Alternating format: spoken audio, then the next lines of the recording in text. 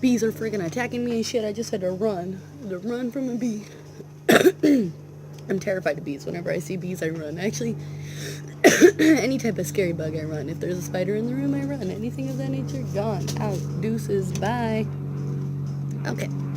So this is going to be about my dreadlock. Again, when I started this puppy, it was really, really hard for me to find any information that was really useful to me on actually starting one. Let's see. So it goes all the way up to the root. You guys can see it is a lot thinner up at the root, and it is pretty thick. I do have a lot of little like waves and twists in it, but that's okay. The big issue that I ran into with it is, I don't know if y'all can see this. This is how long my hair is. And this is my natural undyed normal hair. And this is how short my dread is. Outrageously short. And this is the hair that I did it with. The issue is that when I started it, it matted up so much that it shrunk to, I'd say, about a quarter. When I first did it, it was probably like this long. And I was like, oh my god, what happened? And now, since I've had it for about 2 years, it's about this, maybe about 3 years now. It's about this long. And it just makes me so sad because I started with a strand of hair probably only like, I didn't think about it when I did it. I just, like, me and this girl when I was working at Ross both decided we wanted a dreadlock. And I was just the only one that kept it because I really love this thing. And I had watched a bunch of YouTube videos about like how to start it and what to do.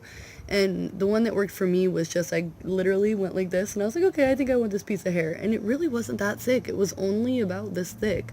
But because it like matted up so much, like this thing is pointy and sharp. I don't know if y'all can see that. You see this? It has a friggin' tip on it. Like it's pointy. And I blunt tipped it and it's just gotten pointier over the years.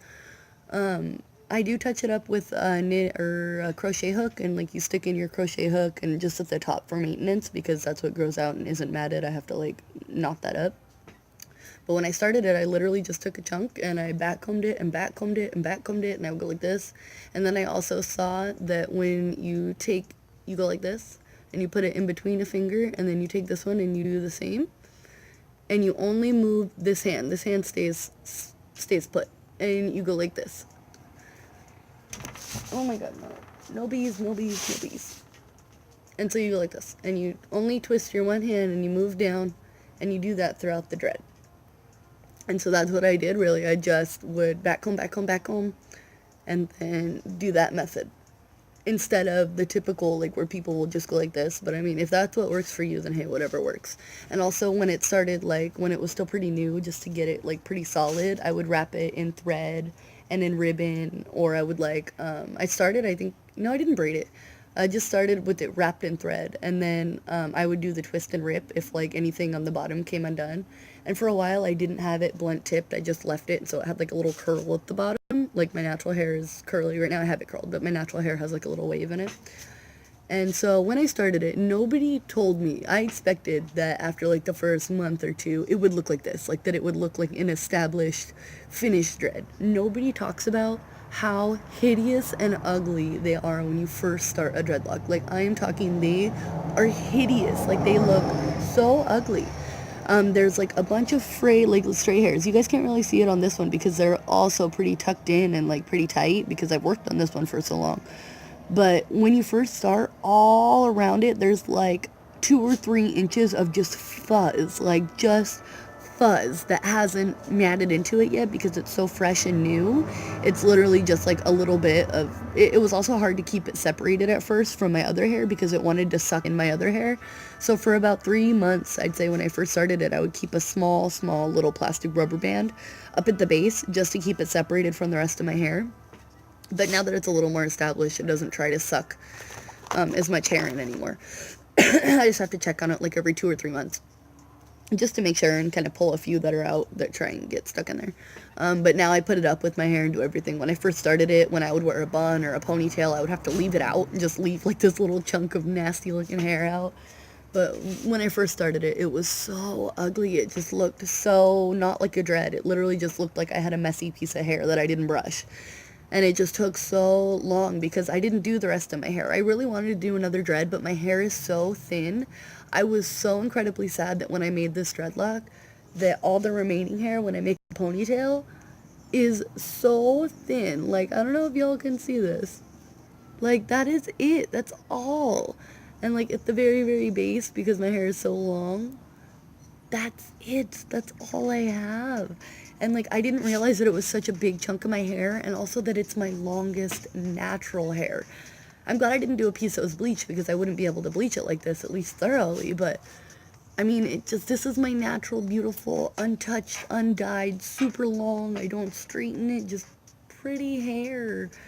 And I mean, that was the only part that I regretted, and kind of once you start it, there's no going back. I mean, in the beginning, the girl that I started it with, she decided that she was going to cut her hair and that she didn't want to do it anymore. And so she cut her hair like to here from being like here. And with it, she cut the dreadlock.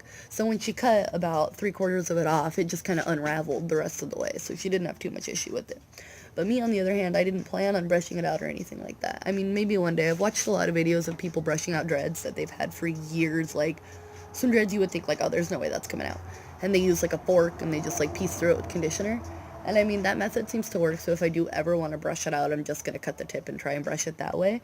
But I really don't think I'm ever going to brush it out. I love this thing. I think it's so cute. I actually have a bead in there that got sucked in. When I first started, I used to have cute, cute beads on it before it got so thick that no damn beads would fit on it. And it actually sucked in a bead, and it got matted so fast that I couldn't pull the bead off. And so I just had to leave it, and now it literally sucked it in. Like, it's just inside of it now. There's a bead hidden in there that you would never even know. And I really wanted, I saw this girl when I was first starting that put a plug in it, like a gauge that had a hole, like right in the middle, or like one with a diamond. And it was so fucking cute. But my thing is so thick, I would literally have to cut it with scissors to try and get in the middle of it. And when I first started it, I didn't have a gauge that was small enough because my ears are so damn big. I didn't keep my little baby ones to fit in it because it was so small. And so now it's just like, ugh. And I really wanted to do that because I thought it was so cute. And I used to always have like cute Pirates of the Caribbean beads in it. Like, it was so cute when I had it like a little established and beads still fit on it. But now that it's not, I mean, I like that it's low maintenance. I really don't have to look at it, do anything with it. I shampoo it when I wash my hair. I don't condition it because if you condition it, that's how they fall out and get heavy and gross. It doesn't stink.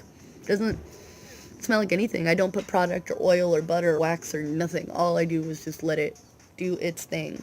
After I started it and backcombed it for the first like 2 months, I didn't do anything to it. I just let it form. And then I would pull my hair out and do maintenance just on the root. But other than that, I didn't do anything to it. I just let it do its dreadlock thing. And that's why it has so many like twisty, curvy, like knots and pieces. But these I've tried to fix so many times. These little, like these loops and these little, how it goes like swirly, like a little zigzag.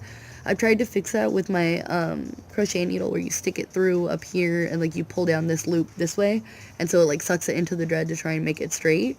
And I've done that so many times and I just don't care. I mean, I just really don't. It's a dreadlock. It's gonna do its thing. And like when I wear it up, it gets all like misshapen and funny sticky outy. So I mean, it's just gonna do its thing regardless of what I want it to do. So I've just let it have a mind of its own. And I love that it's finally getting long, because before it was like way up here and I couldn't even see it. I would be like, I think I can see it.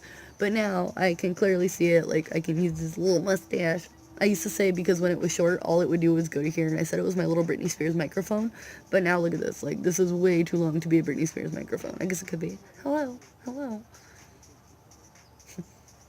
Check, check. 1, 2, 3. Can you hear me in the back? But I like it. I really do like it. I did consider doing more, but again, when I started and I watched all the YouTube videos, nobody talks about how ugly it is in the beginning. Nobody talks about that, like just the beginning phase, and how hard it is to keep it from looking all frayed and silly and just like a matted piece of hair that's not brushed that you just forgot to take out in the shower this morning or something, you know? So besides that, everything was pretty accurate, like how to start them. I haven't done like how to remove them, but again, when I was watching, everyone does like their whole head, like they just go gun-ho, or it's people that have had it for years and it's like their pictures of their dreadlock, you know, throughout the years. I don't have that. I have some at the beginning, like when it was longer and first starting. I don't have those pictures with me. They're on my old phone. I'd have to go find them on my computer or something. All I have is what it looks like now. But yes, so just like a little how to what I did, just what I do to it. And I mean, it worked for me. And I didn't want to do my whole head. I just wanted one cute little dread that shows, that's, I just leave it with my hair because it's darker. It doesn't stick out like my blonde does. But you can see it. A lot of people are like, what is that? Because it'll like stick out from the back of my hair a little bit sometimes. Or when I have it up in my ponytail, it just sticks straight up. So sometimes people ask what it is, but I love it. I think it's super cute. My mom thinks it's the most disgusting thing ever, and she threatens me with cutting it off. My step grandpa on my stepdad's side, his stepdad, he's always like, I'm gonna cut it off and smoke it. Because it looks like some disgusting, I don't even know. I don't know. I love it so much. I think it's so cute, and like just a cute little touch, and it's so different because not a lot of people just have one dreadlock, like, let alone dreadlocks.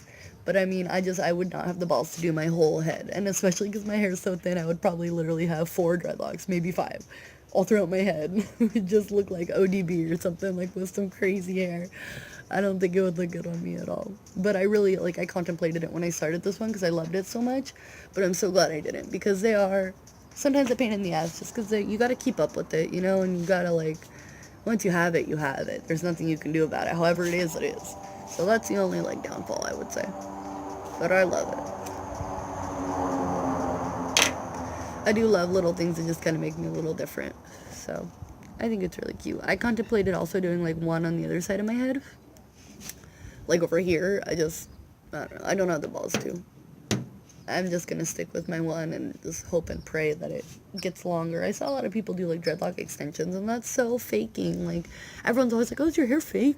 No, this is my hair. I grew this shit out. You think if I had fake hair, I would make it this thin? Does that make any sense? So no, I would never use dread extensions and fake my dread. That's so just faking it. I mean, that's why mine is so short and ridiculously different than the rest of my hair. So I'm just hoping that one day it does get longer and decides it wants a longer, fuller, happier life, and it'll get the rest of my hair. But until then, and I also really want to dye it. I thought about that, doing it remember all the scene kids back in the day would do the raccoon tail, different colors. I want to do pink, blue, pink, blue. I just don't know how it would soak into the dread, and I would have to bleach it, so I don't know if that would make it fall off because it would get trapped in the middle. So it's still a thought and process, not a for sure thing. But well, that's about all I have for today, so thank you for watching, and if y'all would please subscribe, I would super appreciate it, and leave any comments or questions.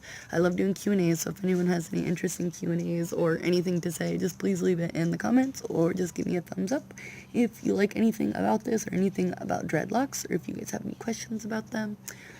Thank you guys so much. I will probably be making next a plug story or a gauges story or whatever you guys want to call them. I just call them my lobes and my plugs, and just kind of my process through that.